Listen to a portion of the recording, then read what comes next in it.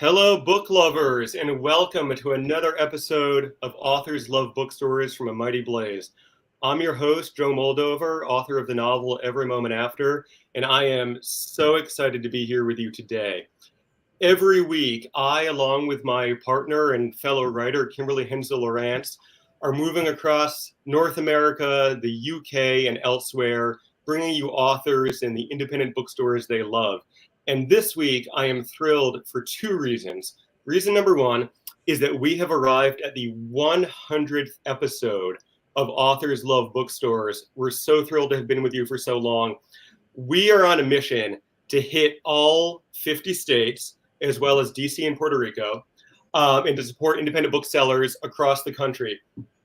I'm going to pause before I tell you who I'm with today, and I'm going to tell you the states that we are still looking for, because if you are an author from one of these states or know an author from one of these states who would like to support a local indie, please contact us. We're putting the info up on the screen. Here is the list: Arizona, Hawaii, Indiana, John Green, we've been calling, you're not picking up, Louisiana, Maryland, Mississippi, Nebraska, Nevada, North Dakota and South Dakota, Oklahoma, and Wyoming. We're looking for authors from those states. Please reach out to us. Information's on the screen. Okay, on to today's show. The second reason I am thrilled today is that I'm incredibly excited about this book.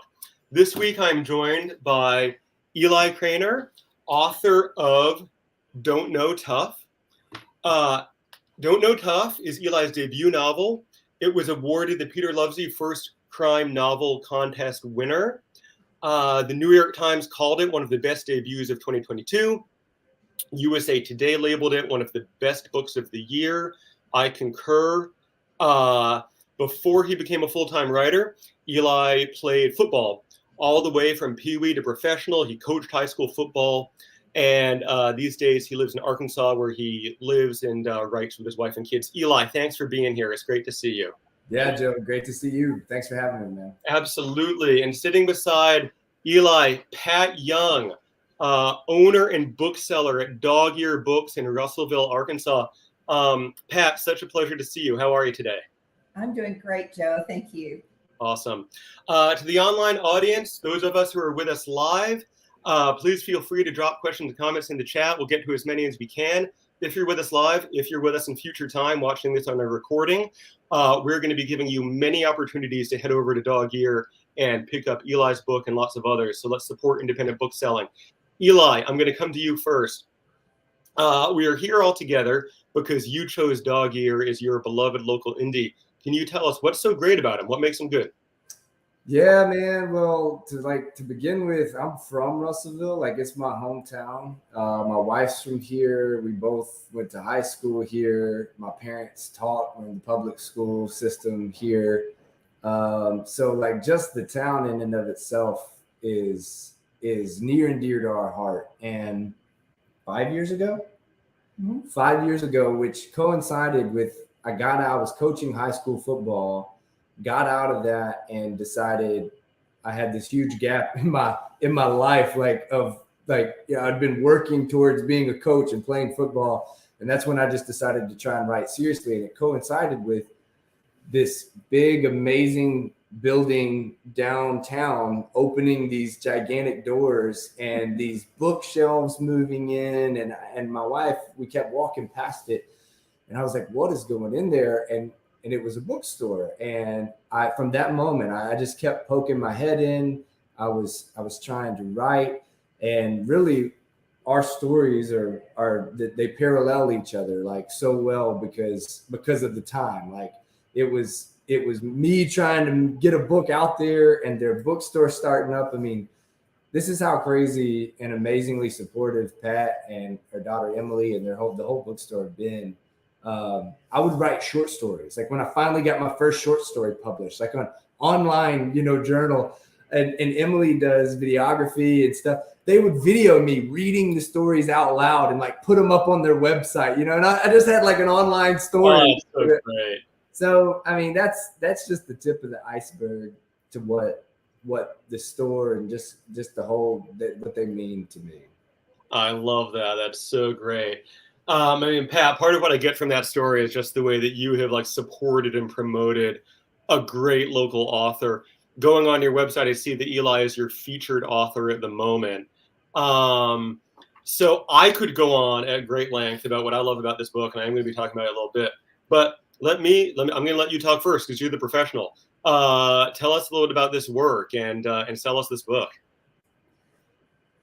Well, it's a book that I think whoever reads it will just get a very visceral experience out of it because it hits you hard, but there's truth to it. And we have just loved watching Eli go through the process of bringing this book out. And it's exciting for us. The book itself has characters that are just so, they are just intriguing. You just want to know more about them.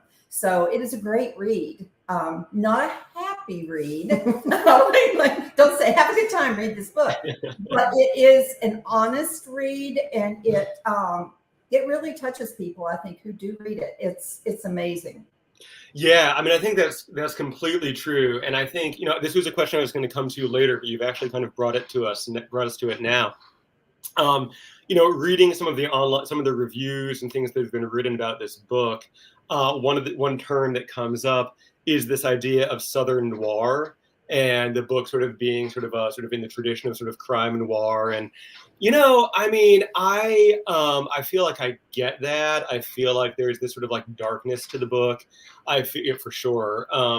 I feel like there's this almost Shakespearean quality to these characters. The sort of quality of these sort of like Titanic characters being brought down by these tragic flaws. But I feel like I cannot actually tell you what Southern noir is. I feel like I kind of know it when I see it, and I think of like Flannery O'Connor and stuff like that. But this is a jump ball for either one of you. So I've got a Southern writer and a Southern bookseller. What is Southern noir? Yeah, I'll take it because I got a great story. Whatever review, maybe that was the New York Times that threw that out first. And I remember my dad called me like when that came out, and he was like, "Hey, son, I read the review in the New York Times, but what's noir?" And I think he called it like Nar, like what's Nar? And I was like, "Dad, I don't know, man. Like they're just calling my book that." Like I had the same, experience. But I will say I got the chance to go and be a featured author at a Noir film festival just about a couple of weeks ago. So we were watching all these old like Chinatown and Sunset Boulevard, Double Indemnity, all these old black and white movies that were labeled as film noir. And through watching that, I really think it's synonymous with tragedy. Like as long as there's a fall, and then just the setting of the South, but that would be my best guess in my quick learning experience in the world of noir. Yeah, that sounds right. Yeah, I mean, Pat, do you have a take on it? No, that's pretty much what I've gotten from it too. I always like the comment somebody made. It was like Friday Night Lights, but dark. Oh yeah, that was a great quote. I don't have that at the tip of my tongue. It was like a dark Friday Night Lights. Yeah. I mean, that was great. Yeah, I mean, let me ask you about football. So, I mean, this is set in the world of Arkansas football. Eli, I mean, you, as we said at the top of the show, you're a former player up to pro level, as well as a coach. It takes place in Arkansas football. The New York Times review was great, referencing the USA Today review, which is also great. This is by Todd Goldberg in USA Today. He leads off his review saying, "America's obsession with football borders on the ludicrous." Those are the opening lines of his review, and then he goes on to talks about football. He talks about violence. He talks about your book. I have a couple of questions about it, but I guess my first question for you: you've been involved with football all your life. I believe you've played internationally. If I'm correct, what is America's deal with football? What is America's obsession with football? Is it unique to America? Is it about the violence, or is it something else? What's your answer to Todd? Yeah. So yeah, my professional stint was in Sweden. All those countries have American football leagues, and it's almost like an exhibition. You know, it's almost like a sideshow. I mean, the games were televised like later on in the playoffs. We played Germany, Austria, all the Scandinavian countries, and that was like our league. But so to help answer that question, like I can pull off of that experience because in that arena in those other countries, there was this small, almost cultish following. You know, that there were these guys that loved the game, and then it got them loving the NFL. They really were NFL fans, you know, much more than like college fans. And the times were so wonky. You know, they'd have to watch. They'd stay up to like 3 a.m. You know, to watch a 49ers game or something. And so I saw it. You know, I saw it like firsthand. I saw this like fresh appeal of whatever it is that football, you know, says to people, or it says to, and it wasn't just men. It was the strangest thing. They had like I think like everything is like U16, so like under 16 league, U18. They had like a U24, so like a young like women league of foot, and it was completely like they had enough players to play like 11 woman football, 11-man football. So it wasn't just men. But man, I don't know what it is. I mean, I do think, like I've said this before, and I think there's some truth to it. But like the novel Fight Club, and especially the novel Fight Club, like this idea that inside of men and human beings in general, like there is this idea that we need to be out, you know, chasing something down. Like we need to exert this physical. We have something inside us that a desk and a normal, you know, just day-to-day existence doesn't quite touch. And football does, you know. Mm-hmm. So I think football is kind of you can do things on a football field that would get you arrested anywhere else in the world. And so because of all that, it's complicated. You know, it's very complicated. The money we put into it around, you know, there's high schools around here that are they got all sorts of things that are wrong and need money, and yet they've got a multi-million-dollar football stadium, you know, or and you know that's not just Arkansas, and it's not always the case either, but it is. You just see that kind of played out now, and why there's that sort of disparity. I don't really know, other than we're a capitalist country and we like to win, you know. So yeah, absolutely, that's fascinating. Pat, I'm going to come to you with a question in just a minute, but just first, real quick for our online audience, people who are watching us right now live online on YouTube, Twitter, Facebook, wherever, as well as those of you who are with us in future time. I don't know what's happening in the future. Whatever it is, you're going to need a good book by your side. I recommend this one. And we exist to support independent booksellers. Please head to Dog Ear. We're putting the links into the chat to go to Dog Ear, to go to their bookshop stall, to go to their website, and to pick up a copy of Don't Know Tough, as well as any other book you want. So please do that. Pat, a lot of the people who follow our show are authors, are aspiring authors, and many of them have maybe a not so secret fantasy. One of them is to become a best-selling author for sure. But another is to open up an independent bookstore and to run an independent bookstore. So you have done it. I believe it's a family business for you, which is awesome.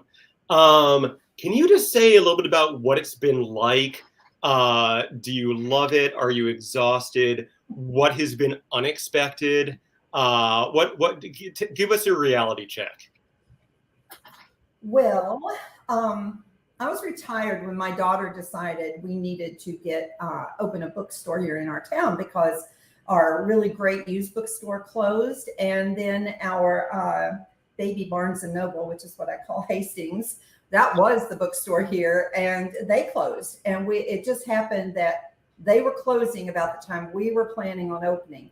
So we just kind of, knowing nothing, don't recommend that, but not being, you know, retailers or anything like that, we just went for it. And we found a lovely big space that just was a great setting for our bookstore. And we started out, and it is frustrating sometimes. One of the biggest challenges is trying to figure out what our community wants to read, because a list from somewhere else may not be the books that, we can't go, oh, it's a bestseller, but our community, that's not something they're interested in. So that's been a learning experience and all. But I think one of the things that we've enjoyed the most is the community involvement and encouraging our local writers. We have quite a few really good local writers. And I think Eli's probably gone the first of anybody so far. And it's well-deserved, absolutely. But I work with the kids. That's my purview of the bookstore, basically. And it's great to be able to feel like you're encouraging kids to read and literacy. And I used to be a teacher, so there's still some of that. You won't get rich with a bookstore. I will just say that. Hopefully you can make a living at it. But in a community like ours, and we have a university here in our town, we need a bookstore. And we have many very devoted customers and people who are like, you have to stay there. And during COVID, they would send us money. I mean, like this one right here, he says, I have $125. What do you got that I might like? I mean, it's just that kind of just commitment to us, which just keeps encouraging us to be committed to for and to our community. So, it's, I love it. And yeah, it is tiring at times, but I do love it. And I think my daughter does too. We enjoy it. That's so great. I love that. Hey, I've got a follow-up question for you. So, so you talked about sort of the various local authors. Eli, at this point, has gone the furthest. This book is just, it's just obviously just sort of completely taken off. It's getting an unbelievable press. One question, again, as I said, there are a lot of aspiring authors who like to watch this program. And, oftentimes when we have a book, we have a bookseller on, who's sort of on the front lines, one question we like to ask is like, do you know what's going to be successful? Can you tell? Or are you as surprised as everybody else? Like, did you know Don't Know Tough was going to be like this? Or was it like, did it just take off? I think because we were with him during the whole process from the beginning, he came in, he would, unburden himself. Through all the agent and like trying to get an agent, this was like years, my wife was so sick of hearing me say these same things that I teach English at a school that's just a block or so away. So I used to ride my bike.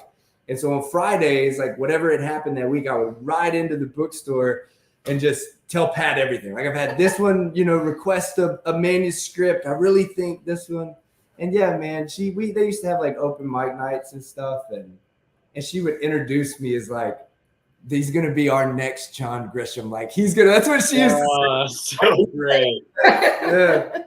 Yeah, and being on that journey with him, we could see the effort that was going into it. And honestly, you read anything that Eli writes, he writes a sports column. Yep. Read it. You can see the talent there and the ability. And so we saw that in him. Not everybody who wants to be a writer has that gift. But I feel like it's our duty and honor in a way to work with authors and to be honest with them and say, okay, I read this so far, but we need to edit. You need an editor. People who write what they love, that's a great way to go. What like with football, with Eli. But we really do try to encourage our local authors and promote them and have them in for readings and that kind of thing. And so if that's something you really want to do, then do it. But don't be afraid to ask for help. Yeah, I love what you're saying. I wish, we have so many great independent bookstores around here. I'm in the Boston area, but I mean, what you do, it just sounds so unique and just like just everything you want an indie bookstore to be. I mean, I wish I was in Russellville. Eli, come to you with a couple questions. First of all, Pat mentions your columns. So yeah, you write a nationally syndicated sports column. You also write a craft column, Shop Talk, over at Crime Reads. We're going to link to those in the chat. I've gotten totally hooked on your Shop Talk column. It's just such a great thing to read. You have all of these amazing conversations with authors like, SA Cosby and sort of like all of these other just kind of like amazing people talking about like the nuts and bolts of how they get it done. Here's my question for you. As a writer, I love reading that stuff. I love hearing that stuff. At the same time, I also feel so much of what we do is non-transferable.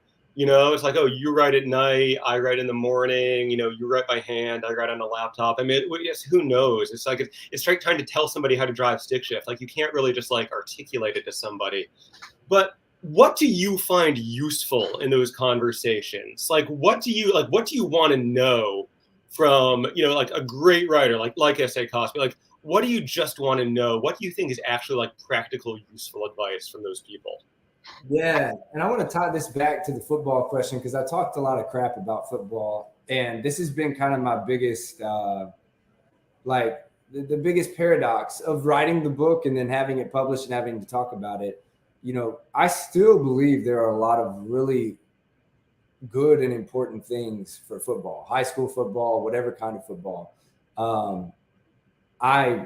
Football can teach young men things that cannot be taught in the classroom, and it can really change kids, especially around here, kids like Billy, kids who have nothing else. Like, it can, when done right and handled properly, completely change their lives. I wasn't a kid like Billy. I had a very sound home life, but what football did for me was it instilled like a crazy work ethic. Like, it taught me discipline, toughness, perseverance, all those cliche words, but they are so true because there's nothing else like it. The physical pain, the things you have to endure, rain, snow, like things that you're just out in the middle and you just have to push through. And I say all that to say that it was football really in my training as a coach that led to Shop Talk. When you're a coach, you call other coaches who are scoring a lot of points, or you call other coaches who are, have a great defense, and you ask them how you do it. Like, how are you doing this? How are you, scoring all those touchdowns? And that's what I wanted to do with Shop Talk. And then to answer your specific question about like, what do you take from it? What I do, and this was also true in coaching, like we would go to these big clinics, where there'd be, it's like a professional development, but they're for coaches, and they've got different speakers on all sorts of different stuff. And there was an actual coach that was on the first ever staff that I was on, that we all called Bull. Old Bull was what we called him, like just like in the book. And Old Bull was the one that told me, he's like, Eli, most of this crap is just bull crap, but your job is to try and get one thing, like take one thing away from this whole weekend, how many speakers you're going to hear. Because you're right, you might not want to run the same style of offense. You might not want to do that. So I think it's the same with writing. Every time I sit down with one of these authors, I'm not going to change my whole process to try and mirror Sean Cosby's or whoever else it is I'm doing. But generally, there is one thing, and it's nothing specific. I can think of some examples from each, like this thing I love from Michael Carita's talk was that he hung a bell outside of like his office. And if he believed in word count. Some writers don't believe in word counts. They get stressed out, about the word count. But if he hit his word count, he'd walk out and he'd ring his bell, and his wife would like scream, like, woo, from the thing. And as an old football guy, I liked that. And there were all sorts of stuff that have kind of stuck with me. Ace Atkins was another one that said, he didn't count words, he counted scenes. and that, he would sit down and try and tackle a scene each day. Megan Abbott said that when in doubt, always make the weird choice. And like, I thought that was so good. Like, if you're going to give a character the choice of two things, like, make it weird, because people are weird, and turn them that way.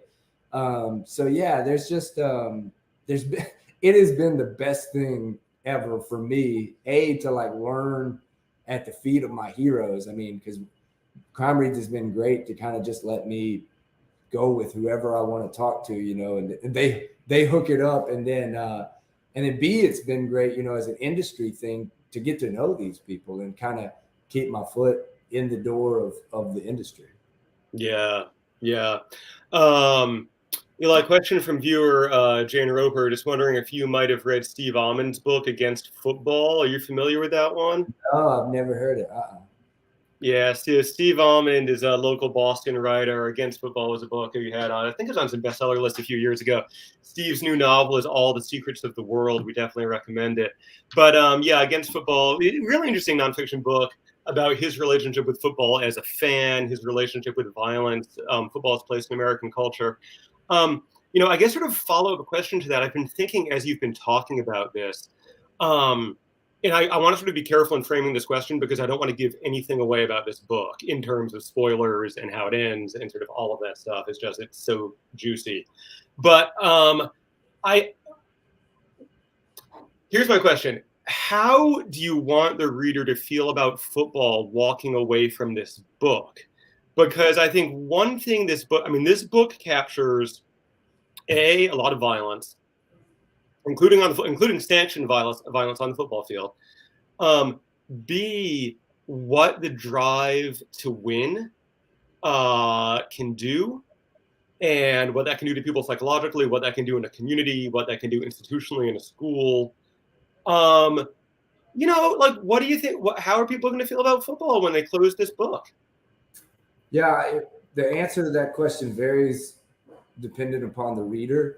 So if the reader was someone who walked into the book thinking that all football was horrible, I would want them to walk away being surprised by the parts of the book that show, just what it can do for a kid like Billy. If a reader was all for football and thought it was the best thing since sliced bread, then I'd want them to walk away from the book thinking about the parts of the book that show just how dangerous it can be for all the different reasons, be it a coach's influence on a child, be it the inherent promotion of violence, whatever those things may be. So yeah, it just depends on the reader. I just would hope that it would shake them up and make them question whatever it is they think about the game. Yeah, that's a great answer, and I think that is actually exactly what it does. It's definitely exactly the impact it had on me. I wanted to ask you a craft question about this book, actually, because I thought one of the striking things about this book, just reading it, is, for those out there who haven't read it, Don't Know Tough, is written with a revolving point of view, a rotating point of view. We move among different characters in this story. I think one of the extremely well-crafted things about it is that we spend time inside the head of multiple people who are legitimate suspects in the death that has happened, and yet we still don't know who did it until the end, even though we've been in their heads, largely because they themselves are so self-deluded. And so that, just from a craft point of view, is pretty awesome. That we can controlling sort of the distance with these characters that way. It was very impressive. The writing is mostly in a third person voice, except for one character. For Billy Lowe, high school football player, very troubled and talented high school football player. You write Billy in a first person, and you write him in a vernacular that one of the other characters early on helpfully tells New Englanders like me is reflecting what he calls the Delta side of Arkansas. Talk to me a little bit about that. Why did you make that choice? What was it? What was your purpose in using that vernacular and sort of exposing people outside of Arkansas to that voice? Was it difficult to write that way? What do you think about all that? Yeah, man, great question. And as this book was coming up, that was every agent and whoever, like, it was probably Billy's voice was probably the most striking thing to them, and then the most troublesome. Like they didn't get it, they didn't understand it.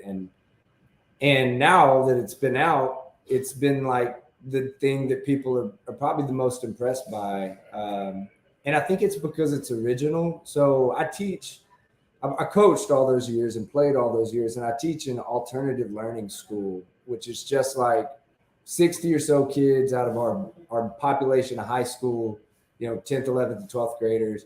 They're not making it in that setting. Behavior's probably the biggest issue, but all sorts of things. So they're kids like Billy. They got stuff you wouldn't believe. And again, a lot of the players I coached were that same way. And what you read on that page is how they talk. And the majority of them are white kids. The majority of them listen to hip hop music. They're influenced by that culture. So when you hear their voice, they don't have some sort of hillbilly Hollywood accent that you might hear, in a movie. They have that kind of mashup, of a vernacular. And that voice came to me. I'd put off. So Don't Know Tough when Dog Ear Books was first opening its doors and I was first trying to write seriously, I went after it in a crazy fashion and ended up writing like 3 manuscripts that to this day, I hope stay in the drawer forever, that they get thrown away and burned. I need to go burn them and delete the files. But the 4th one I wrote was Don't Know Tough. And it started as a short story, which is basically exactly as the first chapter stands now. It just ends with exactly the way that it ends there in the first chapter. And I wrote that short story my final year in coaching. I was actually still a coach, and I had a lunch break that tied up to a prep period. So I had about an hour and a half. And that first line, "Still feel the burn on my neck, told coach it was a ringworm when he picked me up." It just came like as I'm biting into my peanut butter and jelly sandwich, and I wrote the whole thing. That chapter's only like 1,500 words, and I hammered it out. And it's been one of those things. This is a Sean Cosby quote, from his shop talk. He says, like, you put your fingers up and it's like God, striking your fingertips. I mean, that's been one of the few times where something has just come out and it has almost stayed exactly like I wrote it. Very light edits. And that story went on to win a short story prize with the Greensboro Review, back in like 2018. And then because of that story and the success it had, I continued on, trying to make it into a novel. Yeah, I mean, that is great. That's really, really interesting. And I mean, it works. Like, it works really well. I mean, if you pitched it to somebody, actually, my first draft of my first novel was a rotating point of view between multiple characters. One was in first, one was in third. And my agent said, you just don't do that. You got to keep it all in third. And I was like, oh, all right, I'll rewrite it. Excuse me, I'm going to keep it all in first. I was like, all right, I guess I'll have to rewrite it. And I'm going to go back to him and be like, hey, like, people can, like, come on. So, it's one of those things where you're sort of breaking a rule a little bit, but it really, really works. And it's like, I just think, I don't know what you think, Pat, but I think it's just incredibly effective. I think oftentimes when you're reading sort of dialect like that, it can be like difficult to read. And it wasn't. Like, it flows, even for somebody like me who's living in Massachusetts and not familiar with the voice. It flows. It's not difficult. It's not frustrating. But it's like extremely distinct. Yeah, absolutely. Yeah. And I'm not always a big fan or comfortable with the rotating points of view. But when I started reading his first draft, or the first thing he sent me, like print off pages. Yeah. I thought, oh, okay. But it didn't take long to get into it. And I was there in that kid's head. And I mean, what that does for me is it makes that character so real. Mm-hmm. I mean, I know Billy. I've probably taught Billy at some point in my career. And, heartbreaking. But the way he wrote that was just brilliant. I just loved it. Mm-hmm. Mm-hmm. Yeah, I mean, I think people don't necessarily appreciate just like the precision that's involved to be able to write that dialect in a way that's accessible. Like it's one of those things that looks easy on the page, but really, really difficult to do. Yeah. So a couple of other questions. Let me see. Eli, this is one that I'm sure you've gotten before. It comes up all the time for crime and mystery novelists. But I've said I don't want to do any spoilers here. I don't want to give anything away because it's such a satisfying end to this book. Did you know the end of the book? Did you have everything outlined and plotted out on note cards or whatever before you started, or did you surprise yourself with that ending? No, I had read Stephen King's On Writing, so early on, that was the book. Yeah, I read it and then I treated it like the Holy Grail, and I just followed his formula, which is start a book, write 2,000 words a day, and don't stop until it's finished. And don't skip if you're at the beach. Don't skip if it's Christmas morning. Make sure you get your 2,000 words. And for those three manuscripts that need to be burned and don't know tough, that's what I was doing. I just get the seed of an idea and I just plow away. I also had read this quote by Ray Bradbury that said, "You're not a writer until you've written 1,000,000 words." And my old coach's brain was like, all right, well, and so I started in a moleskin journal. I was keeping track of that word count, trying to hit 1,000,000. And it happened, right around the time that the Don't Know Tough book was starting to be written. And so, yeah, it was all that. I just was plowing through it. The book caught the attention of an agent, pretty early on because of Billy's voice. He was never able to sell it, but he did really help me with revisions. And so the ending is one of those things that through all the different, that agent, then me submitting it out again and getting responses and turning it around. I hope I don't ever, these days I do outline, not a hardcore, but I always do want to know the ending. And I think it's because of Don't Know Tough, I don't know that I'll ever I absolutely, the ending is one of my favorite things about the book. It's not everybody's cup of tea. It definitely has a noir, vibe to it when it comes to a mystery. But I don't know that I'll ever pull that magic out of my hat again because, I don't know if I'm willing to go through the pain that it took to get it all there, because it was literally, like I said, I wrote that short story my last year coaching, and that was in 2017. And then the book came out, in 2022. So it was a 5-year deal. Yeah. Well, I think, whatever people feel, you're right. The ending is a very specific flavor, but whatever people wind up thinking about it, it is definitely unforgettable. We're going to be going to book recommendations in just a minute. First, audience question for you, Eli. I actually know the answer to this because I've done my homework. What are you working on now? They actually know. You've another book coming out in 2023. Tell us what we can look for next. Yeah, it's called Ozark Dogs, set in a very similar setting, a fictional town here in Arkansas. And Ozark Dogs is, not to give too much away, but it's inspired by an actual crime that happened here in our hometown, a murder back in probably about 2018, 2017. Mm-hmm. So yeah, it's that's what it is. That Ozark, the TV series, just the same kind of setting and vibe as Don't Know Tough, but yeah, I turned in final revisions on that just about a week or so ago. So that's great. It's put into the machine. That's awesome. That's something to look forward to. All right, Ozark Dogs 2023. We're going to sell some books, and I want to remind the audience there's only one place you should be buying them. It's from Dog Ear Books in Russellville, Arkansas, not from your local big box, not from some online retailer that we've all heard about. We want you to support independent bookselling, support local bookselling, support local authors. Follow the links in the conversation to get your books. Eli, I'm going to come to you in a second, but Pat, you're the professional among us. So tell us, what do you recommend? What are you reading? What's exciting right now? Okay, it's another local author. She book came out. She moved to Chicago. I don't know, but anyway, it was her husband's job. So it's a young woman, or 20s, early 20s. Her name is Alex Perry, and she wrote a book called Pig-Hearted. Pig-Hearted. It's a middle school level book, but I recommend it to adults, kids, everybody.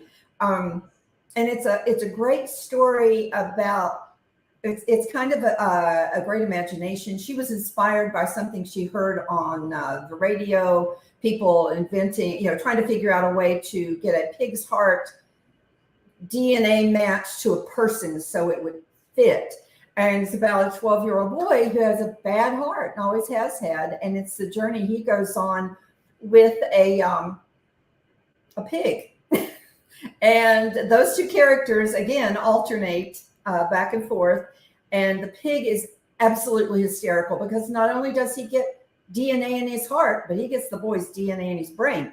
So it's very clever. It's I laughed out loud so many times. I cried. I can't recommend it enough for just anybody, but especially if you have kids, like teenagers or teens. But as an adult, I really enjoyed it. So that one I recommend to everybody. Awesome.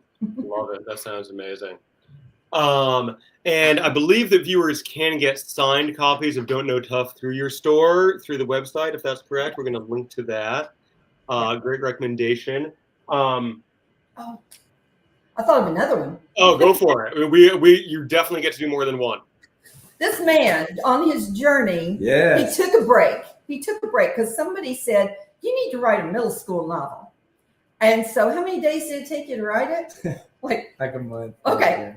In no time, he read a few, and then he whipped out this book called Books Make Brains Taste Bad. And it's kind of zombie-ish, but not. Yeah. And honestly, that is a great read also for It's that Pat's favorite book of mine. Yeah, it is. I mean, he did such a good job on it. Eli, you wrote and published that book just like off the cuff? Yeah. I self-published it with Amazon, and it's zombie teachers are using screens to fry their students' brains, and the only way that they can save themselves, the kids, is by reading real paper books, because books make brains taste bad. Oh my God, I love that. That's so good. It's a great story. It's a fun read, and I keep waiting for the second one, which was promised. It's been written. It's been written. I'm going to have to get a copy. But yeah, so we get our hands on those, and they have sold really well too. Oh my God, that's so good. That's great. Yep.